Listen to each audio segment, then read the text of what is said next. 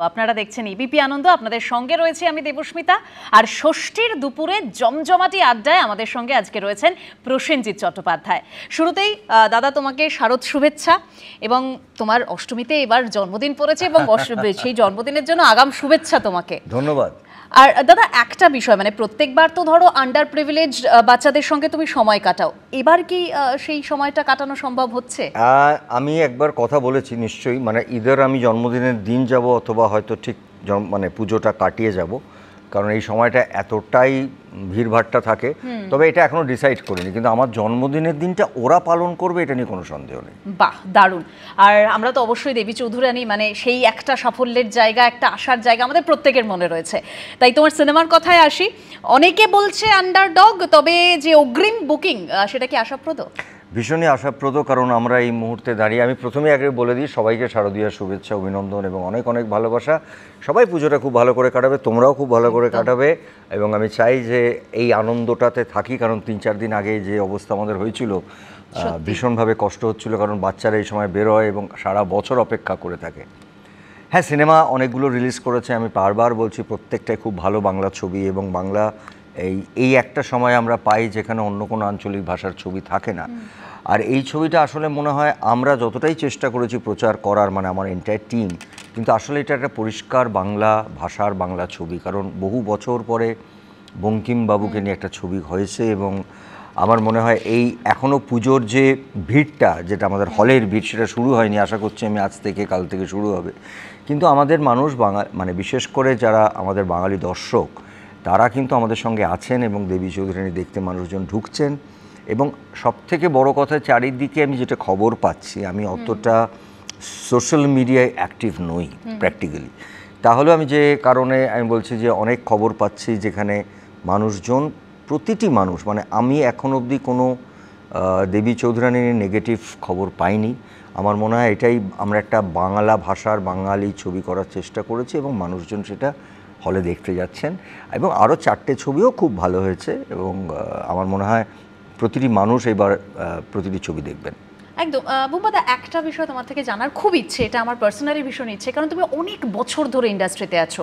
তো একটা তো আমরাও জানি যে কোনো হিরোই, মানে সব ছবিতেই যে একদম বক্স অফিস সাফল্য চলে আসবে তাদের প্রতিটা ছবি, এটা সম্ভব নয়। মানে সাফল্য আসবে না এটা মেনে নেওয়াটাও কিন্তু একটা শিক্ষা, বা ওইটা অ্যাবজর্ভ করাটাও একটা শিক্ষা।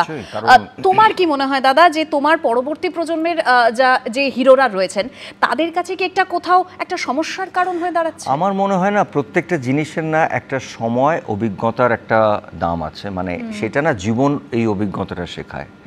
এরা এখন জীবন শুরু করেছেন, এদের একটা সময় আসবে যখন আমার হাতে বছর 3 কোনো ছবি ছিল না, তখন আমি একটা বুদ্ধদেব রাজপুতর ছবি করেছি, একটা গৌতম ঘোষ করেছি, বা একটা ঋতুপর্ণ ঘোষ করেছি, সেটা আমাকে একটা মাত্রা বাড়িয়ে দিয়েছে। এইটা না জীবনের সবার ক্ষেত্রে আসে, সব ফিল্ডে আসে, এইটাকে মানতে হবে। এবং আমার যেটা বারবার মনে হয়, আমার ছেলেকেও একই কথা বলি, যে জীবনে সাকসেসটাকে দেখো, সাকসেসটাকে সঙ্গে রেখো না, সাকসেসটাকে পড়ে থেকো না, মানে কিন্তু যদি একটা জিনিস সাকসেস না হয়, সেটাকে নিয়ে দুঃখ পেও না, সেটাকে নিয়ে কাটাছেঁড়া করো, মানে অপারেট করো, করে আবার নিজেকে নতুন করে তৈরি করে।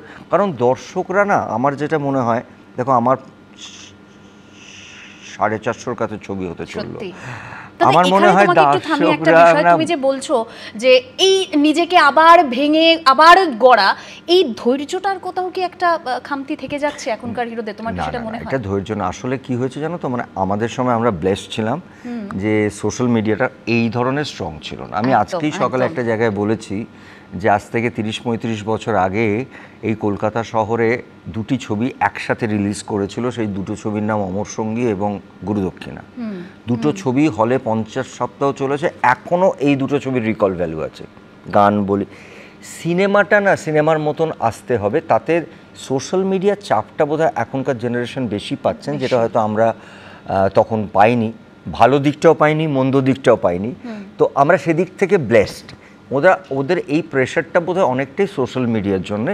কিন্তু আমি যেটা বলি, ধৈর্য আর শান্ত একটা সময় হতে হয়, নিজেকে চুপ করে রেখে একটু শান্ত হয়ে আবার নিজেকে তৈরি করে আবার একটা, কারণ আমার কাছে সবসময় মনে হয়েছে কমিউনিকেশন উইথ দর্শক পৃথিবীতে এটা হতে পারে না। মানে আমি বলছি, আমি সচিন তেন্ডুলকরের ফ্যান, গাভাস্কারের ফ্যান, এরা মাঠে, আমাদের সৌরভ গাঙ্গুলির ফ্যান, এরা মাঠে নামলে ভাবতেন এরা সেঞ্চুরি করবে, বসে থাকতাম এই সেঞ্চুরি, সবটা কি সেঞ্চুরি হয় সত্যি? কিন্তু তার মানে কি ওনারা মানে they are the greatest batsman we have, right?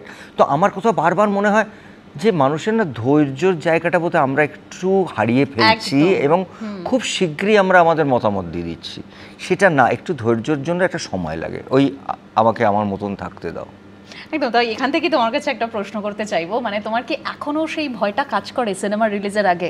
দেখো, সিনেমা রিলিজের আগে সেটা যে ধরনের ছবি হোক, দেখো আমার কাছে না রাস্তাগুলো খুব পরিষ্কার। শেষ পাতা যখন আমার রিলিজ করে, বা ময়ূরাক্ষী যখন করে, বা আমার একটা শঙ্খচিল করে, তখন আমি ভাবি আমি কি এই সিনেমাটার ওই জায়গাটা তৈরি করতে পেরেছি যেখানে আমার ক্রিটিক্স বা একটা অন্যরকম অডিয়েন্স, তো তাদের কাছে আমি পৌঁছাতে পারবো। সৌমিত্র চট্টোপাধ্যায়ের সাথে অভিনয় করছি, এরকম ভয়ে ভয়ে করছি, এই ভয়টা একটা অন্যরকম ভয়। আবার যখন একটা এই ধরো পুজোর রিলিজ বলি, বা আমার কাকাবাবু, বা একটা প্রাক্তন, তখন আবার একটা এটা হবে তো, দর্শক ভাবছে ভালো লাগবে তো। এইটা না আমার 40 বছর আগে যা ছিল আজও তাই আছে, এবং এই কারণে বোধহয় আজকে একটা মিডিয়াম পাল্টে গেছে তো পুরোটা। দেখো, আমাদের আগে কাগজ ছিল, তারপর টেলিভিশন ছিল, নিউজ চ্যানেল, এখন সবটাই মিডিয়াম হয়ে গেছে। এই জায়গাটায় পৌঁছাতে গিয়ে একটা নতুন ভাবে আমাকে নিজেকে তৈরি করতে হচ্ছে।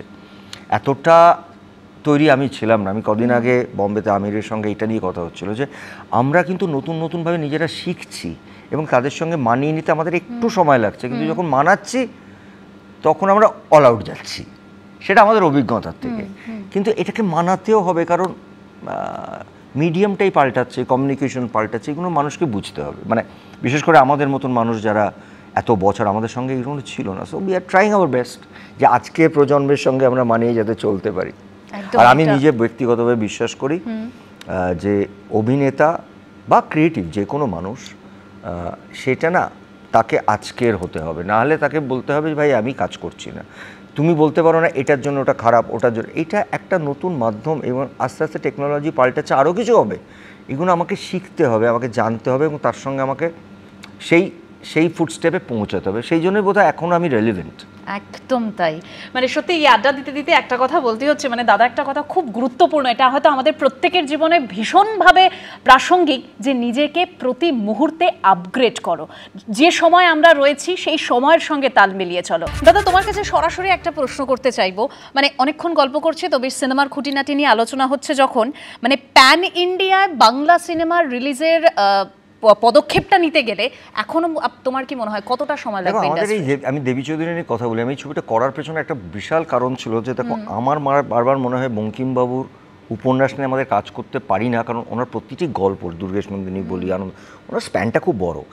যখন এরা, বিশেষ করে আমার পরিচালক যখন আমাকে শোনালেন, আমার মনে হয়েছিল প্রথমত এই ছবিটা করার জন্য টাকা কে দেবেন, এবং এই 3 জন প্রযোজক যারা বাইরে থাকেন, ইয়াং, তারা এসে সাহসটা দেখিয়েছেন। আই স্টুড বিসাইড দেম, কারণ আমার বারবার মনে হয়েছিল ছবিটার তো সময় লাগতে পারে, কিন্তু ছবিটা শেষ করে না আমাদের, ইনফ্যাক্ট এই আজকেই মানে গতকালই প্যান ইন্ডিয়া রিলিজের কথা ছিল, কিন্তু আমরা দেখলাম যে বাঙালি যারা বাইরে থাকেন, আমি সবাইকে খুব চিনি ভালো করে, মানে অনেকেই চিনি, তারা না এই পুজোর সময়টা ভীষণভাবে ঠাকুরের ওখানে থাকেন, মানে প্যান্ডেলে থাকেন। আমি তাই জন্য শিফট করে বললাম যে একটা বড় ছবি আসছে, তারপরে আমরা আসবো। এই ছবিটা নিয়ে না আমার কোথাও বড় মনে হয় যে বাংলার দর্শকের থেকেও যদি বাইরে পৌঁছাতে পারি, যেহেতু আমরা একটা ইতিহাস বলছি, ইতিহাসের তো কোনো ভাষা হয় না। না, সত্যি তাই। তো আমার মনে হয়েছিল যে, কারণ তুমি যদি ভালো করে দেখো, বহু বছর আগে পৃথ্বীরাজ কাপুরের আনন্দমঠ আছে, তারপর ধরো আমি বলছি আনন্দমঠকে আবার বোধহয় ফিরিয়ে আনছেন কান্তারা, পরের ছবিটা বোধহয় নি। তাই বলছি এই বঙ্কিমবাবুর গল্পের মধ্যে না ওই পুরো ন্যাশনাল লেভেলের একটা মুভমেন্ট, এবং আমি বারবার বলছি ঝাঁসি গিটা নিয়ে আমরা সবাই জানি, দেবী চৌধুরী তার 70 বছর আগে, 80 বছর আগে, এই ইতিহাসগুলো নিয়ে আমরা বাংলা ভাষার ছবি, আমার বারবার মনে হয় যে আমরা চোখের বালি করেছিলাম রবীন্দ্রনাথ ঠাকুর নিয়ে, ঋতুপর্ণ ঘোষ আর হবেন না, কিন্তু তিনি সেই ছবিটা নিয়ে সারা ভারতবর্ষের লোককে দেখিয়েছেন। তো এই কিছু কাজ তো আমাদের চেষ্টা করে যেতে হবে, ঋতুকে আমরা সত্যি পাবো না দাদা। মানে সময় একদম শেষ হয়েছে, তবে এই প্রশ্নটা না করলেই নয়, এটা আমারও প্রশ্ন, এটা দর্শকদেরও প্রশ্ন, একদম সরাসরি তোমার কাছে জিজ্ঞেস করছি, জুবিলি সিজন 2 কবে আসছে?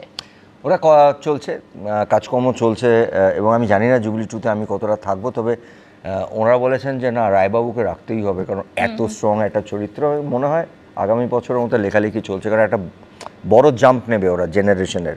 তো ওটা শেষ হয়েছিল কিশোর কুমারের শুরু, দেখা যাক কিভাবে আমরা করবো, কিন্তু করছেন, কাজ করবে।